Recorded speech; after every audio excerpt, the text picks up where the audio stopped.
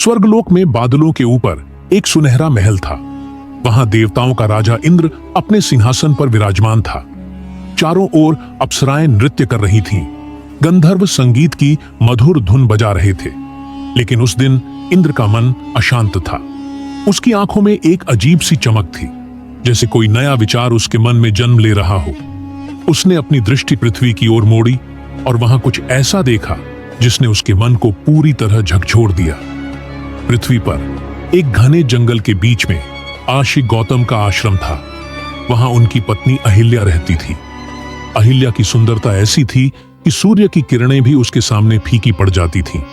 उसकी आंखें गहरे नीले सरोवर की तरह थीं और उसके लंबे काले बाल हवा में लहराते हुए किसी काले बादल की तरह लगते थे। वह आश्रम के पास एक छोटे से तालाब में जल भर रही थी। उसकी साड़ी का पल्लू हवा में हल्के हल्के उड़ रहा था और उसकी कलाइयों में चूड़ियां खनक रही थीं। इंद्र ने उसे देखा और उसका मन डोल गया। वह सोचने लगा, यह सुंदरता स्वर्ग में भी नहीं है, इसे पाना ही होगा। इंद्र ने अपने मन में एक योजना बनाई। वह जानता था कि अहिल्या एक पतिव्रता नारी है और वह किसी अन्य पुरुष की ओर आंख उठाकर भी नहीं देखेगी। इसलिए उसने छल का सहारा लेने का निश्चय किया। उसने अपनी माया से आशी गौतम का रूप धारण कर लिया। उसका चेहरा, उसकी दाढ़ी, उसकी जटाएं और यहां तक कि उसकी शांत मुद्रा, सब कुछ गौतम जैसा हो गया। इंद्र ने सोचा, अब अहिल्या मुझे पहचान नहीं पाएगी। रात का समय था। चांद आकाश में धीरे धीरे उभर रहा था। इंद्र गौतम के रूप में आश्रम की ओर बढ़ा। जंगल में हवा चल रही थी, पत्तियां सरसराहट कर रही थीं और दूर कहीं एक मोर की आवाज गूंज रही थी। वह धीरे धीरे आश्रम के द्वार पर पहुंचा। उसने देखा कि अहिल्या आश्रम के बाहर एक छोटी सी चौकी पर बैठी है।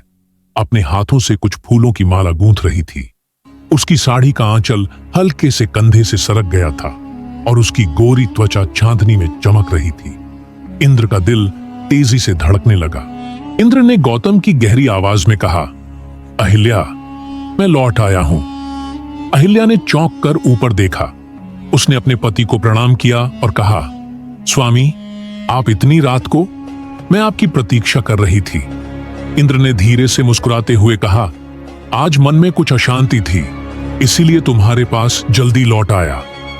वह धीरे धीरे अहिल्या के पास गया और उसकी माला को देखते हुए बोला, यह कितनी सुंदर है, तुम्हारे हाथों की तरह। अहिल्या शर्मा गई और उसने नजरें झुका ली। इंद्र ने धीरे से अहिल्या का हाथ पकड़ा। उसकी उंगलियां अहिल्या की नाजुक कलाई पर रेंगने लगी। अहिल्या ने हल्के से हाथ पीछे खींचने की कोशिश की, लेकिन इंद्र ने उसे रोक लिया। उसने कहा, आज रात कुछ खास है अहिल्या। वह धीरे धीरे उसके करीब आया। उसने अपनी उंगलियों से अहिल्या के कंधे पर पड़ा साड़ी का पल्लू हल्के से खींचा। पल्लू धीरे धीरे नीचे सरक गया और अहिल्या की सांसें तेज हो गईं। उसने कहा, स्वामी, ये क्या कर रहे हैं? लेकिन इंद्र ने उसकी बात अनसुनी कर दी। उसने अपनी दूसरी उंगली से अहिल्या की साड़ी के किनारे को और नीचे खिसकाया, जिससे उसकी कमर की हल्की चमक दिखने लगी। अब इंद्र का हाथ अहिल्या की पीठ पर था। उसने धीरे से उसकी साड़ी को और ढीला किया। साड़ी का एक सिरा जमीन पर गिर गया और अहिल्या की आंखों में एक अजीब सी घबराहट दिखने लगी। लेकिन वह अपने पति पर विश्वास करती थी, इसलिए उसने कुछ नहीं कहा। इंद्र ने उसे अपनी बाहों में खींच लिया। उसकी सांसें अहिल्या के गले पर पड़ रही थीं। उसने धीरे से अहिल्या की चूड़ियों को उतारा, एक एक करके, और हर चूड़ी के खनकने की आवाज रात के सन्नाटे में गूंज रही थी। फिर उसने अहिल्या के बालों में लगी मोगरे की माला को हटाया और उसके बाल खुलकर कंधों पर बिखर गए। जैसे ही इंद्र अहिल्या को और करीब खींचने वाला था, अचानक आश्रम के द्वार पर एक छाया दिखाई दी। यह आशी गौतम थे, असली गौतम। उनकी आंखों में आग जल रही थी। उन्होंने देखा कि उनकी पत्नी किसी के साथ अंतरंग अवस्था में है और वह व्यक्ति उनका ही रूप लिए हुए है। गौतम ने गर्जना की, यह क्या हो रहा है? अहिल्या ने चौंक कर पीछे देखा और उसे समझ नहीं आया कि दो गौतम कैसे हो सकते हैं। वह डर के मारे कांपने लगी। गौतम ने अपनी तपस्या की शक्ति से इंद्र के छल को पहचान लिया। उन्होंने कहा, इंद्र, तुमने मेरे रूप में मेरी पत्नी को छलने की हिम्मत की। इंद्र का असली रूप प्रकट हो गया।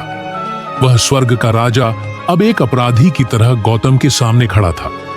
अहिल्या ने अपने कपड़े समेटे और रोते हुए बोली, स्वामी, मुझे नहीं पता था कि यह आप नहीं हैं। गौतम का क्रोध चरम पर था।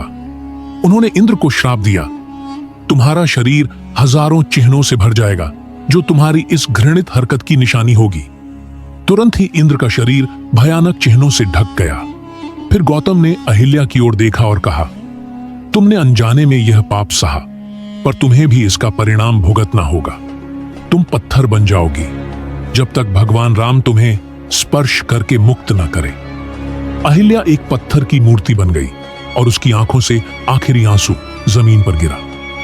इंद्र शर्मिंदगी के साथ स्वर्ग लौट गया। गौतम अपने आश्रम में अकेले रह गए। जंगल में सन्नाटा छा गया और चांदनी अब उस पत्थर की मूर्ति पर पड़ रही थी जो कभी अहिल्या थी। कहानी खत्म हुई, लेकिन उसका प्रभाव हर किसी के मन में गूंजता रहा।